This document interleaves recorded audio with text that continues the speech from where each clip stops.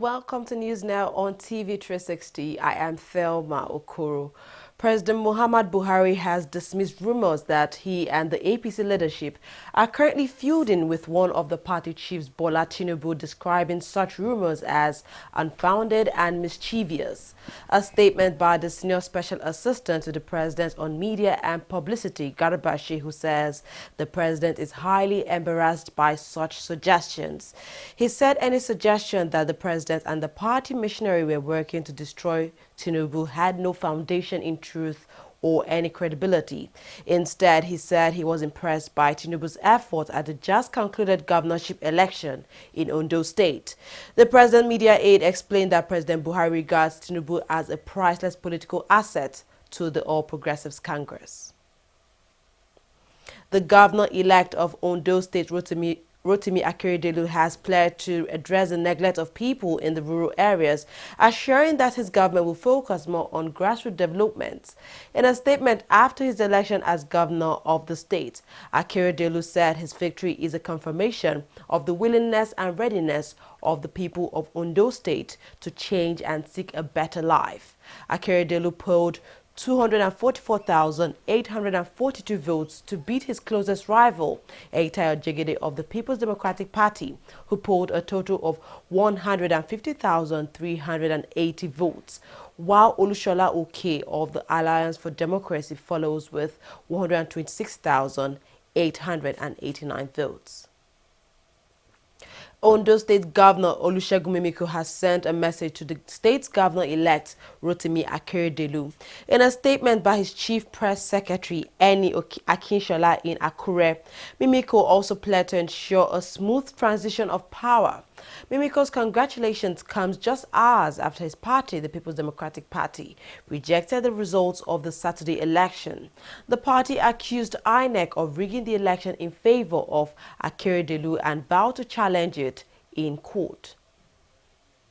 The Nigerian police force has denied reports that its officers have protested the non-payment of their allowances following participation at the 2016 governorship election in Ondo State.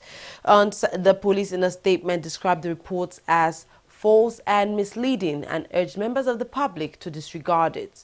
It also says that the allowances of the officers and men of the force that participated in the election on Saturday are being paid currently. Now, a new report by the National Emergency Management Agency, NEMA, says about 29,000 Nigerians who fled their communities in Borno, Yobe, and Adamawa as a result of insurgent activities to the Republic of Niger and Cameroon have returned to the country.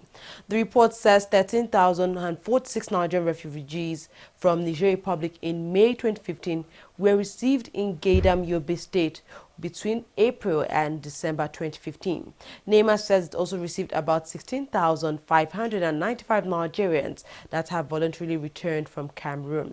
There are presently 20,000 displaced Nigerians living in the Republic of Chad, while 80,709 in the Republic of Cameroon and 138,321 in the Republic of Niger. Kaduna State Governor Nasir El-Rufai says the Islamic movement of Niger is an insurgency waiting to happen. Speaking with journalists on Monday, El-Rufai insisted that the state did not ban Shiite sect but the Islamic movement of Nigeria group. He explained that the government could outlaw any society that poses a threat to the security of the state. Niger's Chief of Defense Staff, General Gabriel Olonisaki, says it is important for soldiers to participate in joint operations training in order to boost its chances in anti-insurgency operations. Olonisaki says training would enhance the understanding of participants in all the processes required for a successful mission planning and execution of joint operations. The Senate Committee on Privatization has revealed plans to summon the Minister of State for Aviation, Hadi Sirika, over the concession of the Muritala Mohammed Airport Terminal 2 and other airports across the country. Chairman of the committee, Senator Ben Murray Bruce, who led all the members on a tour of the MMA2, said the agreement signed between Bicotney Aviation Services Limited and the Federal Airport Authority of Nigeria on the build, operate and transfer of the MMA team must be adhered to before all the airports could be given the order to privatize. According to him, the total disregard for the concession agreement is the major problem of the aviation sector. President Muhammad Buhari has assured that his government's reforms would ensure that Nigerians who spend the productive years of their lives serving the nation would not experience difficulties in getting their pensions. President Buhari gave the assurance at a meeting with Sharon Ikeazo, who is the Executive Secretary of the Pension Transitional Agreement Directorate at the State House in Abuja. The statement said that the President directed a speedy completion of the ongoing nationwide verification of pensioners. The Nigerian government has called for stronger commitment to the peace process in South Sudan while assuring that it will remain committed to ensure that the country remains stable.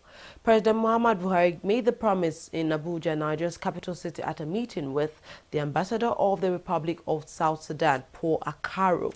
President Buhari said delay in implementing the peace accord had affected the development of the country in spite of the lofty potentials for growth.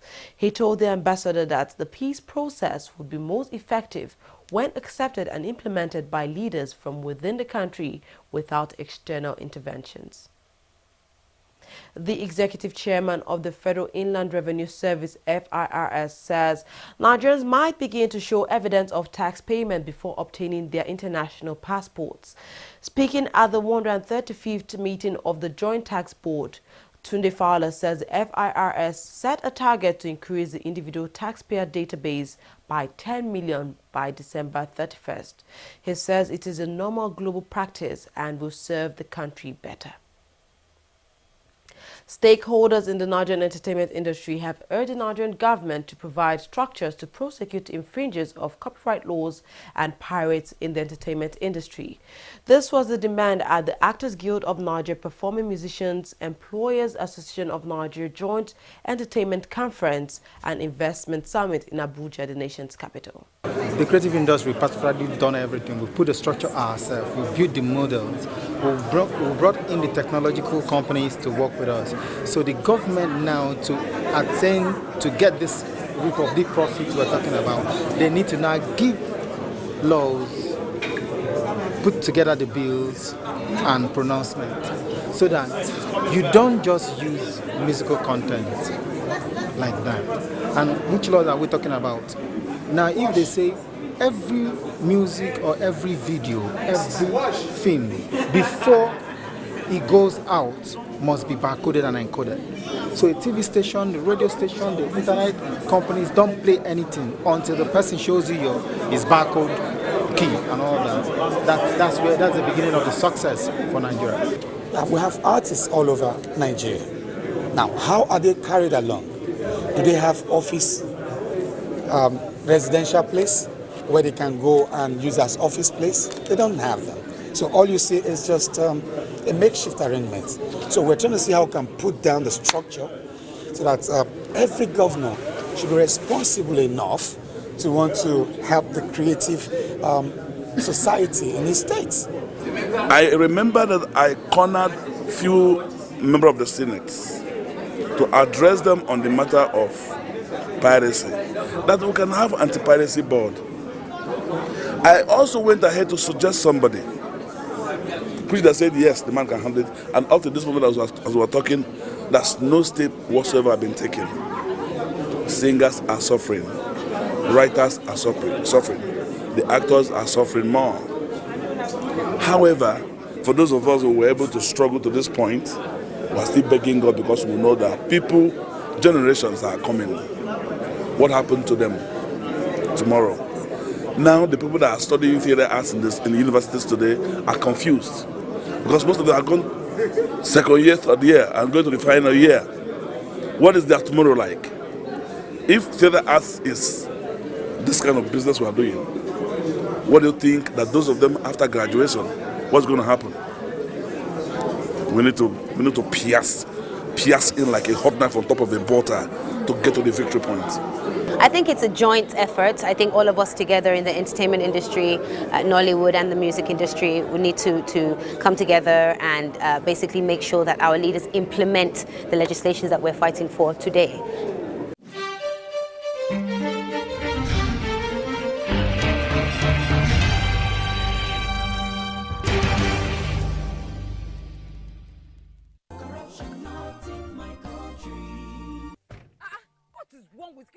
you know. Tell them I drove for more than 1 hour. Ìyá mi, ọ̀rọ̀ yín náà ni mò ń ṣe. Ọ̀rọ̀ yín náà ni mò ń ṣe. Ká kúrò fún Ọlọ́run. Ká satisfy yín níbi ọ̀rọ̀ yín náà ni mò ń ṣe. Ẹ wo jẹ́ ká lọ jàre. Ká kúrò ń bí báyìí. Ẹ jọ̀ọ́ ẹ má bínú. Hello ọ̀gá. Màá dọ́dọ̀ yín lẹ́sẹ̀ yín. I am assure you 5 minutes. Màá dọ́dọ̀ yín. Ẹ gbà bẹ́ẹ̀. You are deceiving another customer just like you deceived us. The same way he deceived us. Eh? Why? Ètò ni iṣẹ́ yìí. Bó o bá kúrò ò lè jẹun, ò lè jẹun. Bó o bá kúrò ò lè jẹun ìyá mi. Bó o bá kúrò ò lè jẹun. Workshop mi lélẹ́yìí. Ibi tí èèyàn bá ti ń ṣe ló ti ń jẹ. Ìyẹn ló ń pè ní workshop. Ibi tó bá ti ń work ni kó má ti shop. You cannot base your business on lies. Koda now, it is corruption and it cannot work. Not in my country. Corruption not in my country.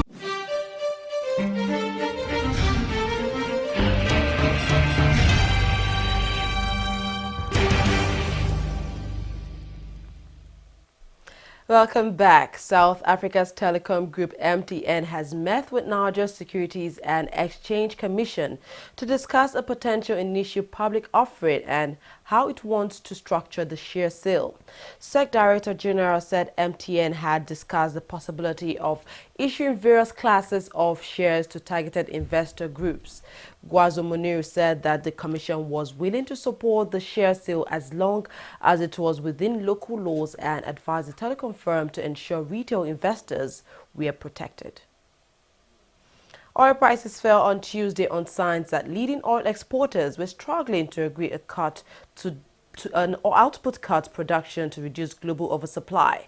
Brent crude oil was down 55 cents a barrel at $47.69, while U.S. crude oil was down 55 cents at $46.53 per barrel. The Organization of the Petroleum Exporting Countries will meet in Vienna on Wednesday, aiming to implement an agreement outlined in September to cut output by around 1 million barrels per day. But key OPEC members appear to disagree over details of the agreement. A plane carrying 81 people, including a top Brazilian football team, has crashed on its approach to the city of Medellin in Colombia. Police say 5 people survived the crash, but the rest of those on board died. The chartered aircraft flying from Brazil from Bolivia was carrying members of the Chapecoense team before it crashed. The team was due to play in the final of the Copa Sudamericana against Medellin team Atlético Nacional. The final leg and the first leg of the final of the Cup, which is South America's second most important club competition, was scheduled for Wednesday this week, but has now been suspended over the incident. The match was seen as the biggest in the history of the relatively small club, which entered Brazil's top division for the first time in 2014. South Africa's President Jacob Zuma has survived yet another move by some members of his party to hold a no-confidence motion against him. Tourism Minister Derek Hanekom had proposed holding the vote to effectively oust Zuma at a meeting of the African National Congress Governing Committee over the weekend, but the National Executive Committee meeting ended without a formal vote. It was not known immediately if the committee had actively decided to keep Zuma in office through a less formal decision-making process, or if it had just dropped the matter altogether. Niger Super Falcons will on Tuesday take on the Banyana of South Africa in the second semi-final of the 2016 African Women Cup of Nations. The Eagles qualified for the semi-final after topping their group ahead of Ghana, who play Cameroon in the first semi-final. The winners of both clashes will play in the final, scheduled to hold on Saturday this week. The first semi-final kicks off at 5 p.m. while the Falcons game kicks off at 8 p.m. this week. The English Football Association has hit Manchester United manager Jose Mourinho with a third charge of misconduct following his dismissal in his team's Premier League 1-1 draw with West Ham. The Portuguese was dismissed midway through the first half after he reacted angrily by kicking a water bottle following a decision against his team. In the new charge, it is alleged that his behavior amounted to improper conduct. Mourinho has until 1 p.m. on Thursday to respond to the charges by the English FA. That's all we have at this hour. Thank you very much for joining us. I am Thelma Okoro.